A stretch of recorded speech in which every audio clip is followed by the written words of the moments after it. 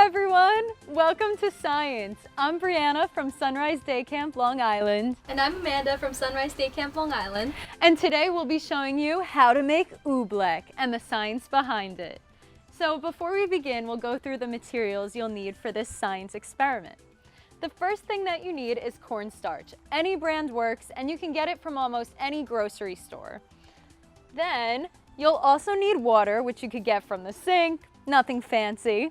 And then food coloring if you want to make your oobleck colorful, and you can use it to paint like we're going to at the end. So, before we begin, we should first go through the properties of solids and liquids. So a solid has a definite volume and shape, and the same space will be taken no matter what container you place your solid in.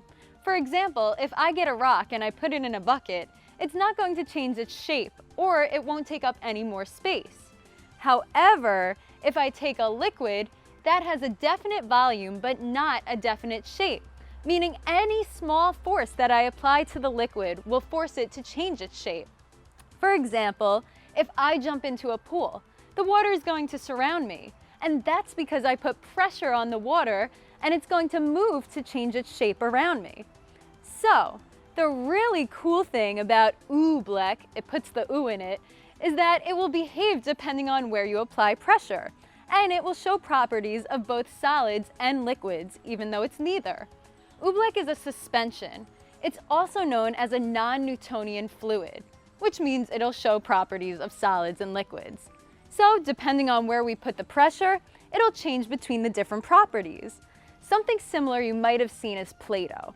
Play-Doh also is a non-Newtonian fluid. Things that aren't non-Newtonian fluids would be like water, juice, oil, more common things. If you run your fingers through it, it'll act like a liquid. But if you apply rapid force, it'll solidify and bend and tear. So we're going to get started making our oobleck. The first thing you're going to do is get a paper bowl or plastic, whatever you have in your house. So, Amanda. Thank you. That was a messy pass off. And you could open up your box. And then the first thing we're going to do is take out our measuring cups. Or you could estimate it. Oobleck's pretty easy, where you could see and keep mixing and then figure out how much water you want to put in. But if you do have measuring cups, you're going to start with 3/4 a cup of cornstarch in each bowl. So, 3/4. We have 1, 2, 3. Good thing we're not cooking. And then I put 3 more in this one. 2, 3. And it's a little messy, so you might want to put down newspaper, plastic, a garbage bag, or something on your table before starting. And Amanda's now going to do the same while I get our water ready. So while she does that, you can make oobleck any color. So in my food coloring, I have blue, red, yellow, and green. But I can make other colors with it. So I'm going to do a purple since I'm going to use blue paper for my drawing. So for purple, I'm going to use red and blue. I have a cup just filled with water, and I'll put about 2 drops of each. You shouldn't need any more than that.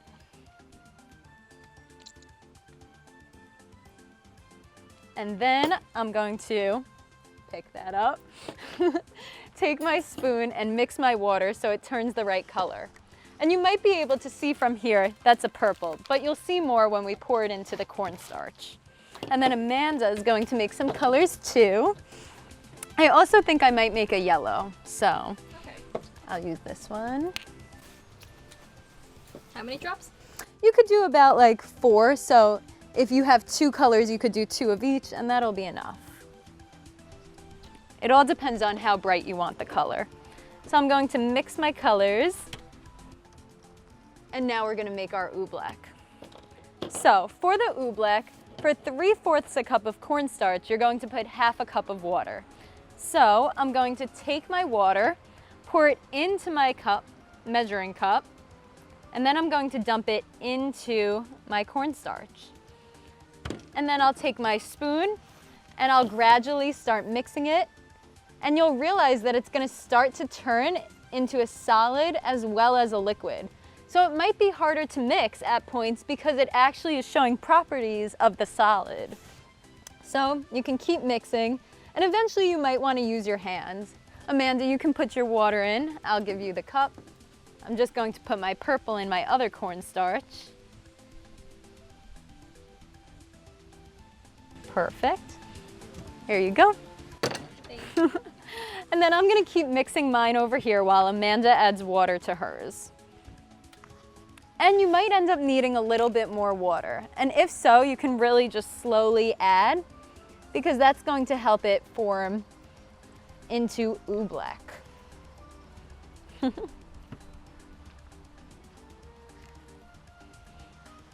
So, once it's mixed here, it's getting there. I'll probably start to use my hands. So, while I use my hands, you'll see it's kind of like a solid, and I could squeeze it, as Amanda was saying, or really hit it, and it's going to be like a solid. But the second it goes back in that bowl, it starts to melt. And you could see if I hold it like this, it'll slowly start to ooze like a slime, even though it looked like a solid in my hands. But if I quickly break it, it has an even break. So I have my yellow, and now I'm going to go start my purple. Amanda, how's it going? It's a little bit sticky. Yeah, yours is looking good. And you could always add more cornstarch or water depending on how much you put of each and how your oobleck's looking. Yeah, you could put a little more cornstarch in that one.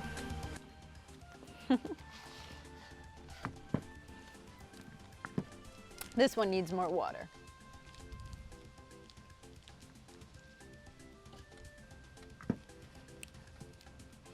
And it's important that you put the color in the water before, so that your hands don't get turned the color of the food dye, because that's not fun. And that'll take a while to come out. So, now that this one's almost mixed, I'm gonna start using my fingers. And this one didn't turn solid purple. This one kind of has a weird rainbow color to it, I think from me mixing. Oops, we dropped a piece.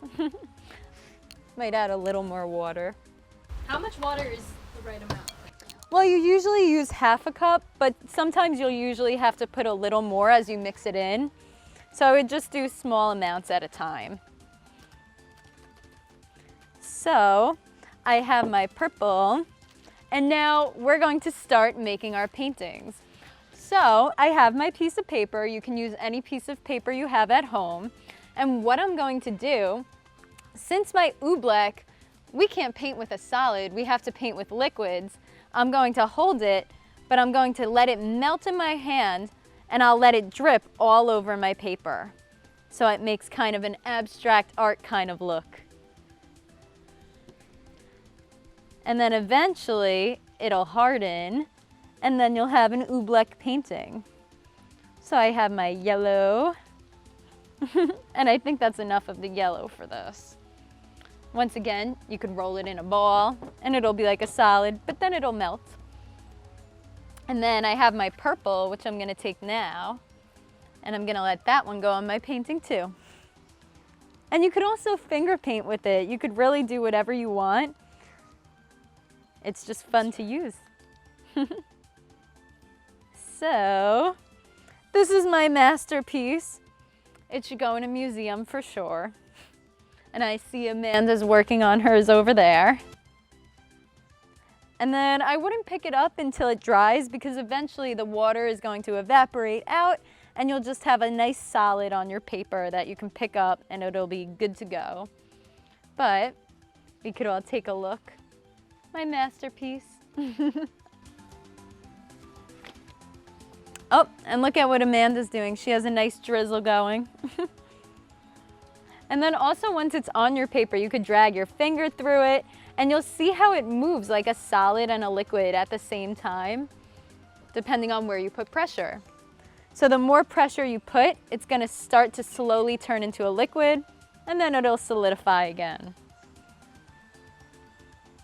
Make sure to like and subscribe for more videos like this and hit your notification bell so you know when a video goes up. Thanks for watching and making Oobleck with us. Remember, you can take a picture and share your creation with all of us. Bye!